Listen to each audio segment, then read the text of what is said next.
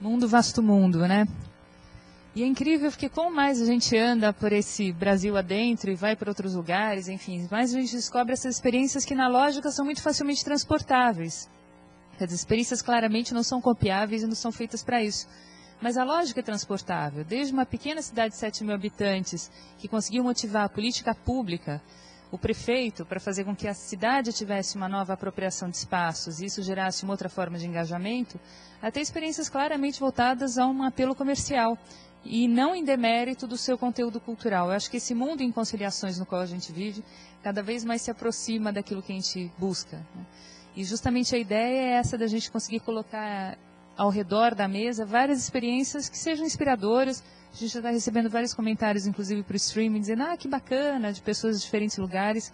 Eu acho que é exatamente essa a proposta, de que as coisas não são excludentes, mas muito mais convergentes, com benefícios sociais, econômicos, culturais. E a proposta da cidade criativa e desse ângulo de empreendedorismo é justamente essa. Como é que a gente consegue motivar várias riquezas ao mesmo tempo? A gestão da criatividade para a geração de riquezas nas suas mais diversas dimensões. E falando de riquezas, queria chamar agora ao palco Antônio Lombardi, diretor da New Ventures Brasil, que também vai contar uns casos interessantíssimos, uma abordagem complementar do que seria empreendedorismo criativo. Eu não defini empreendedorismo criativo de propósito, para a gente poder ter esse leque de várias experiências complementares, mas com essa lógica de solucionar problemas ou de despontar para novas oportunidades, né? Coisas muito práticas que venham de uma contextualização, venham de uma singularidade local. Então, Lombardi, por favor, you have the floor. Agora esse menino está mais em Londres levando as nossas experiências do que aqui. Obrigado, Ana Carla. Obrigado. Me coube a parte da riqueza, obrigado. Eu vou tentar corresponder. Bom, gente, dá para falar a noite inteira do que seja economia criativa, cidade criativa, movimentar o mundo para ganhar dinheiro, enfim. Mas eu queria só compartilhar com vocês uma reflexão minha de há muito tempo, que eu estava compartilhando com o Diego ali agora há pouco, que é o seguinte: a gente fala, e quando eu digo a gente eu me incluo, porque eu falo também nisso em economia criativa, que é colaborativa. E aí vem um monte de coisa que é open source, software aberto, um monte de coisa aberta. E surgem gurus, né, falando de tudo que é esse mercado aberto, colaborativo, como se fosse uma puta novidade. Então deixa eu contar para vocês um segredo. Não há novidade nenhuma nisso, porque a natureza é colaborativa. O ser humano é que inventou o egoísmo e o isolamento. E agora a gente descobriu, teve uma puta sacada, que foi descobrir que a natureza funciona super bem sendo colaborativa, né? E lembrando que a natureza não precisa da gente, nós precisamos dela, né? Então, e a gente esquece isso, né? A gente esquece, eu acho um barato que... eu trabalhei muitos anos no mercado financeiro, e o mercado financeiro embota um pouco a gente fica meio achando que o mundo é aquilo ali e tal... Bom, saí, porque assim, deu, né? A gente venceu o meu prazo de validade, saí. E eu falei, bom, agora eu preciso fazer o que dizia esse artista, fazer o que está dentro de mim, fazer o que eu amo fazer. E um mês atrás, eu estava em Nova York, andando. Eu tenho um sobrinho de 8 anos que pediu para ir para Nova York. Eu queria viajar. Eu falei, mãe, posso viajar com meu tio? Eu falei, pode, meu filho. Quando eu acho que ela pensou que ele queria ir para Ubatuba, né? Falei, pode ir para onde você quiser, para Nova York. Foi um silêncio, né? E alguém lembrou de Nova York, Estados Unidos, e esse senhor de 8 anos não tem outra. Então fomos. Aí levei ele para passear, né? Estava andando por acaso, ele falou, vamos passear aqui no Distrito Financeiro. Era o horário de fechamento do mercado, e ele olhou, olhando para aquela, 8 anos andando assim na rua, falou, tio, por que essas pessoas estão tão sérias, estão tão tristes? Porque todas trabalham em banco, meu filho, é por isso. Porque inventaram uma história, um conto de fadas, contaram para elas, elas acreditam nisso, entendeu? Então, mais ou menos assim, eles acreditam no bicho-papão. É mais ou menos assim. Bom, e o que eu faço hoje? Hoje, eu e mais 2 sócios fundamos o Sustainable Hub, que é uma empresa de consultoria e assessoria em sustentabilidade, inovação, criatividade, porque para nós é isso aí, sustentabilidade mais inovação é igual a criatividade, que é igual a prosperidade. Nós não acreditamos em riqueza, a gente acredita em prosperidade. São coisas bem diferentes. E, como a Ana Carla disse no começo, eu sou diretor do programa New Ventures, que é uma iniciativa do WRI, que busca identificar talentos inovadores, criativos e com foco em sustentabilidade. Empresas que façam isso. Porque também eu vou contar outra coisa para vocês. Não é pecado ganhar dinheiro, trabalhar, esse tipo de coisa, tá? Então, dá para fazer, é o que a Ana Carla acabou de falar, é a coisa inclusiva. Ser bem-sucedido e ganhar dinheiro, e ser sustentável, e ser criativo, e ser inovador. Não, uma coisa não exclui a outra. Então, pode tocar. Pode tocar. Isso daí é... Bom, quando a gente fala em economia criativa, tradicionalmente as pessoas pensam nessas coisas, né? Design gráfico, fotografia, moda, né? Então, por exemplo, para minha mãe eu cansei de explicar o que é que eu faço, eu desisti. Chegou um momento, se alguém pergunta, ele tem uma firma lá em São Paulo, que é minha família do interior, né? Tem uma firma, ele trabalha com os amigos dele lá, ele tem... Porque não dá, é bobagem. Mas quando você fala, as pessoas pensam nisso. Só que é isso também, e é mais coisas. É ser criativo, é movimentar-se de maneira inovadora, de maneira criativa. Então, dá para ter criatividade na indústria de tecnologia? Muita. Dá para ter criatividade numa fábrica? Muita. Só que essa criatividade, em geral, se perde, né? Porque o sistema ele é feito para embotar as pessoas. O que a gente precisa é tirar isso, pôr para fora a criatividade, né? Primeiro, descobrir o que a gente tem vontade de ser, né? Não tem pecado nenhum em você querer ser empregado de uma grande empresa executiva a vida inteira. Só que você tem que descobrir se o seu talento é este. Porque não adianta nada você se aposentar como funcionário do Banco do Brasil, frustrado porque você queria ser fotógrafo. Não adianta nada disso. Pode tocar. Então, quer dizer, a indústria tradicional, como é que ela vê economia criativa? Vê como uma coisa estranha, esquisita, né? Só que quando você põe ciência na coisa, ciência com criatividade, ela vira inovação. E a inovação não precisa ser ciência de foguete, não dá para ser um troço simples, dá para ser um troço fácil.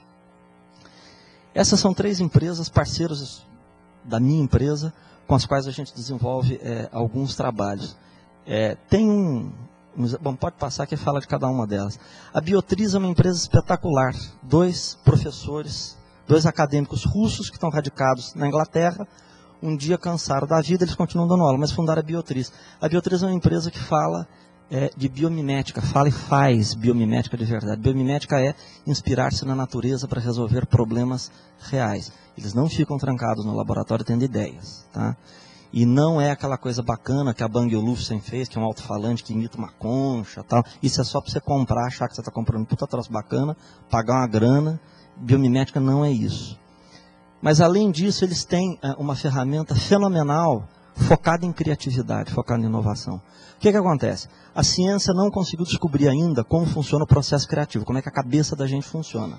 Se fosse assim, a gente teria copiado o modus pensandi do Beethoven e estava tendo música boa até hoje, independente de ter morrido. Isso não acontece. Mas depois que a ideia está posta, é possível você botar etiqueta nessa ideia, você taguear a ideia e acompanhar, e agrupar, e ver o que faz sentido e o que não faz. Esses caras têm uma ferramenta que faz isso. Tá? Quem de vocês nunca passou pela experiência, principalmente quem trabalhou em grandes indústrias, a Ana Carla que trabalhou na Unilever pode dizer isso, né, Ana Carla? Você está lá no cafezinho, você é do administrativo, e comenta, meu, você viu o que os caras da produção fizeram? Cagada, meu, puta. Eles só fizeram tal coisa, é só ter feito assim que resolvia. Puta, né, legal, bom, tchau, tchau. E a ideia se perde. A grande questão é, como é que você aproveita este potencial criativo, coletivo, este conhecimento que existe em todos os lugares, ele tem, como é que você faz ele aflorar? Primeiro que você não pode punir a pessoa por pensar, né? Que é o que em geral as grandes corporações fazem. Né? O que você está pensando? Tá louco? Bicho, você é de escritório, cara, você é do administrativo, vai embora, você não é da produção, você não entende nada disso. Como não entende? Você está louco? Uma vez conversando com uns amigos que são músicos, opinando sobre música, eu falei, bicho, fica quieto, você não é músico, cara, você não está produzindo. Eu falei, cala a boca, cara, eu entendo tudo de música, sou consumidor de música. Sou eu que compro o ingresso do seu show, sabia? Pateta. Então, claro que eu entendo, claro que eu sei. Isso no universo de uma empresa, você tem um conhecimento gigantesco ali, que você não traz de lugar nenhum.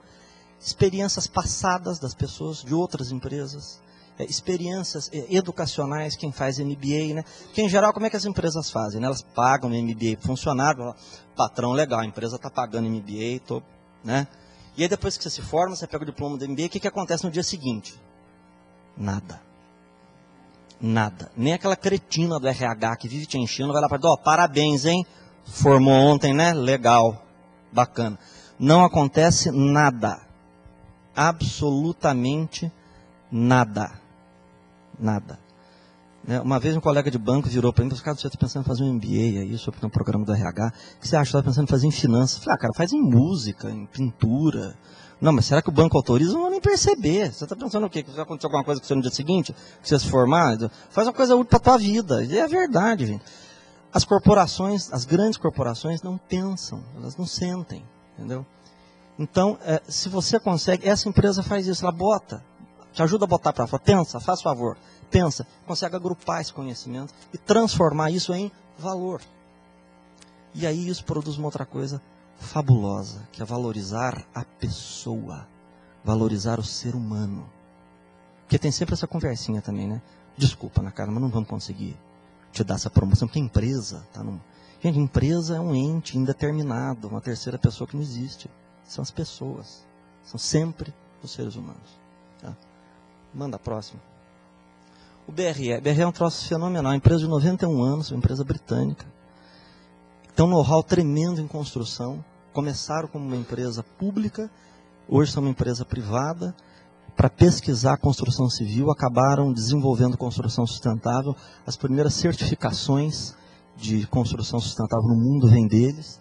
E hoje o maior ativo dessa empresa é, como está escrito ali, criatividade. Essa empresa fez todo o projeto do ponto de vista técnico do Parque Olímpico Britânico. É um troço fenomenal que eles fizeram em Londres. Tá?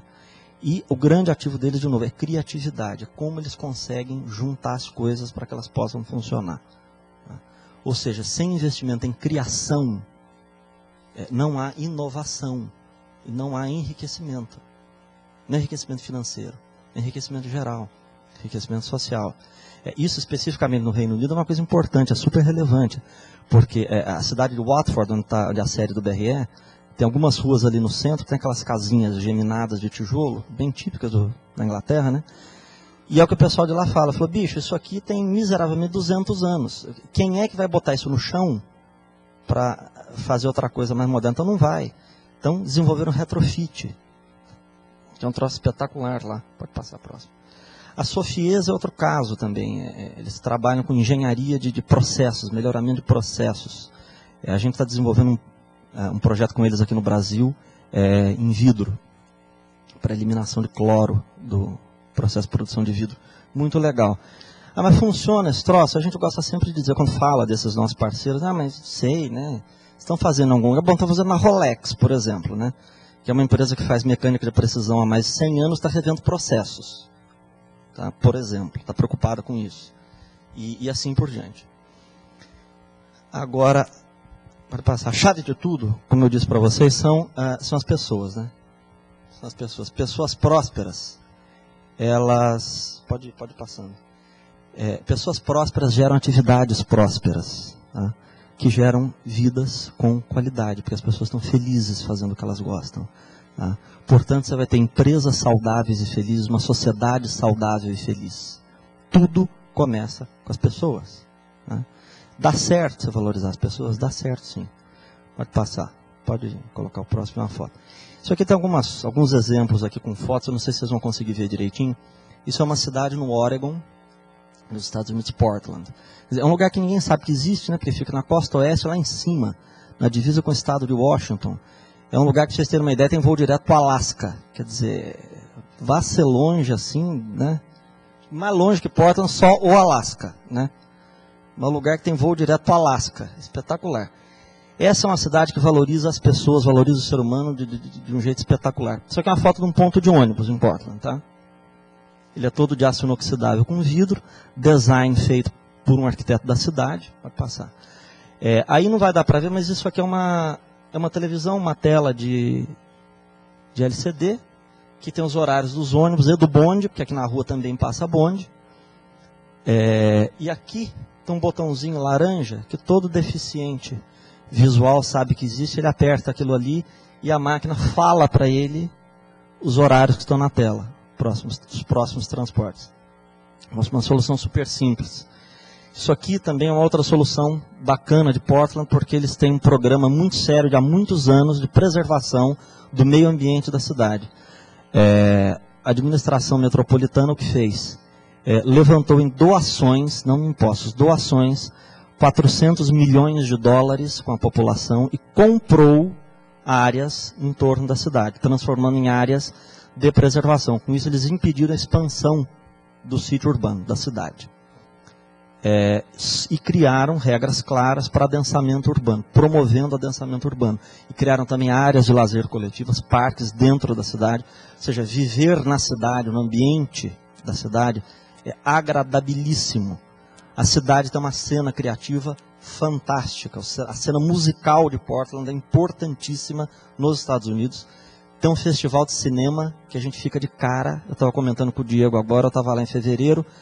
Era a semana do festival, e eu me perguntava, festival de cinema aqui na divisa com o Alasca, né? O que será que rola aqui? Eu estou na recepção do hotel, esperando meu sócio descer para jantar, e eis que chega o Wim Wenders e vai fazer check-in no hotel. Eu olhei e falei, deve ser bom, né? Para o Wim Wenders sair debaixo das cobertas lá na Alemanha, para vir parar aqui, o troço é bom. O troço é bem bom. Para vocês terem uma ideia de que o troço é longe, tem 5 horas de fuso horário com relação a São Paulo. 5. De vez em quando a gente ainda tropeça lá no escritório, né? 10 horas da manhã, o Altair vira e fala, vamos ligar lá pro cara. O cara tá dormindo, bicho. 5 horas. A gente tem que ligar à tarde. 5 horas, gente, 5 horas. A cidade tem 45 microcervejarias e bares que produzem a própria cerveja. 45. Tem um festival da cerveja em Portland. É um troço espetacular. Eu tomei lá uma cerveja maltada com gosto de maracujá.